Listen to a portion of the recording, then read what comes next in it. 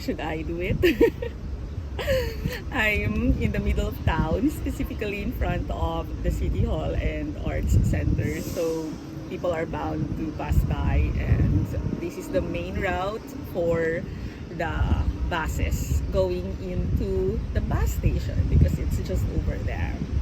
I'm shy, but anyway, I'll still do it. I will still do the vlog.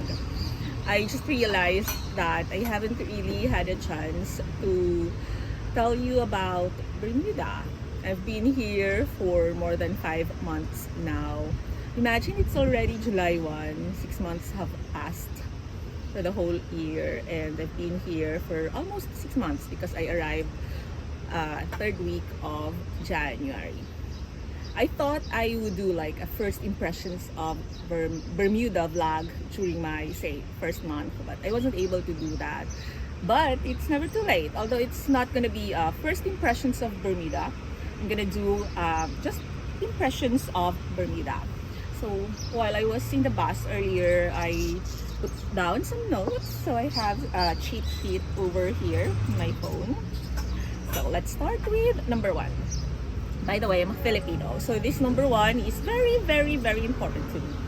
And it's that there are many Filipinos in Bermuda.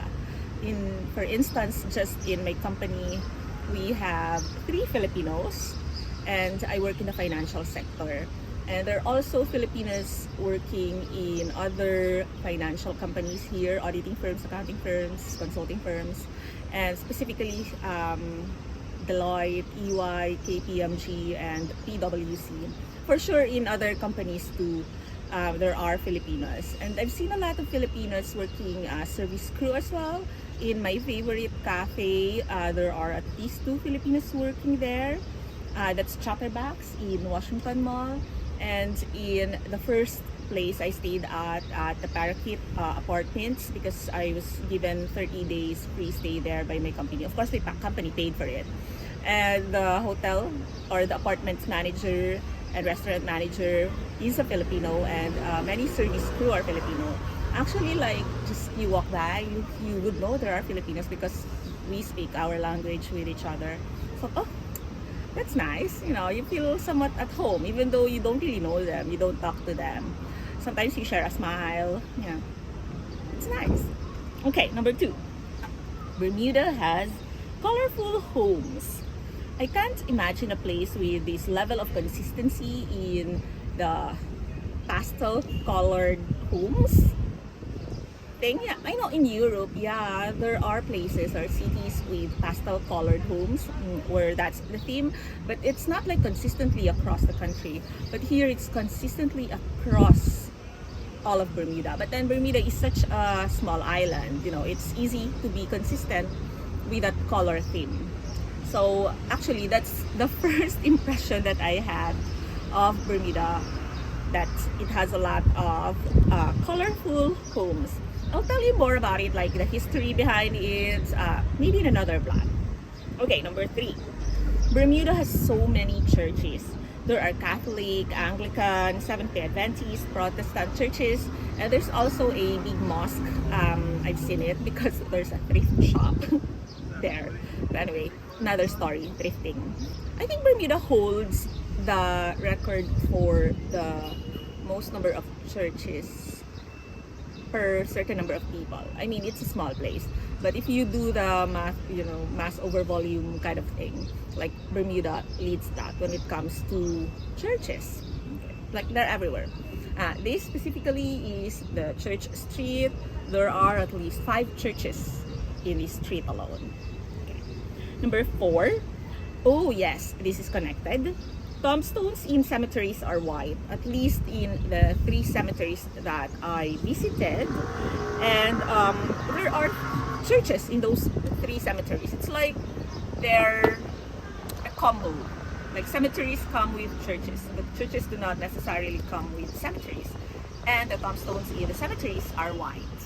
Okay, that's nice, that's cute, neat, yeah. And I actually like going to the cemeteries. I like looking at the tombstones, looking at the dates when these people lived, and if there are messages from families, you know, all that. Okay, next. Oh, this one's important. Bermuda has narrow and steep roads, like super narrow. Like when you take the bus, sometimes you feel like the bus would bump into the roadside, but it won't, because the drivers here are really, really good. They're really good at driving. Yeah, but just, to make you imagine how steep and narrow the roads are. And it's curvy, it goes up, down, hilly, all that. Okay, next. Oh, people here don't go to the beach that much. It's like locals or those who come here for work. Like for me, for instance, like I go to the beach like once a month. It's like some people don't go to the beach like at all. Yeah. And I have colleagues who are locals who were born here, have Bermudian citizenship. It's like they don't like going to the beach. Sometimes I think it's because we take for granted what's there in front of us, or it no longer interests us. But of course, tourists when they come here, they go to the beach. I mean, Bermuda is such a paradise. Next, free-range chickens are literally free and wild. Like they're there. Nobody owns them. Nobody claims them. Nobody feeds them. They eat off of the grounds. It's like wild dogs. They don't eat those chickens. I mean, coming from the Philippines, we have chickens and we eat our chickens. But here, they don't eat their wild, free-range chickens. Of course, we eat chicken here, but broiler, imported chicken. As a Filipino, it's interesting. I don't know. I don't know for other countries. I'll go to the last one because people are passing by. I'm shy and embarrassed. And this is the most important one for those who plan to come here as tourists or even to work. Everything in Bermuda is expensive. Like, let's take this one for example. This costs $9.99 base plus $1.25 for the upgrade because it's large. So it basically costs $11.24 Bermuda dollars, which by the way is equal to US dollars here. I'll talk more about it in another vlog. Let's talk about rent. If you like rent a one-bedroom apartment, the range is from $1,800 to up $4,000. Yeah, my apartment costs me $2,000 a month. And it's actually already a good deal because others pay for $2,500, $3,000 for a one-bedroom apartment. For a studio apartment, I have colleagues who are able to get $1,300 to $1,800 for their studio apartments. But they didn't have that deal this year.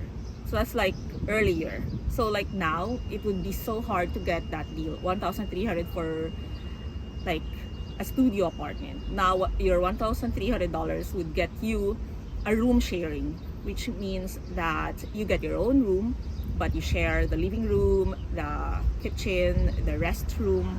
Yeah, because the whole apartment, like I say, it's a two-bedroom apartment, costs like $2,500 to $3,000. So you split that, then that's gonna be like $1,250 to $1,500, right?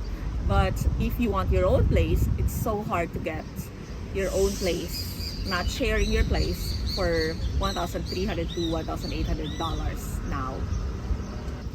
I hope I made sense. So anyway, I'm like a lot more people are passing by now. So I guess I'll end my vlog here. Maybe I'll do another vlog. Maybe not. But for now, bye.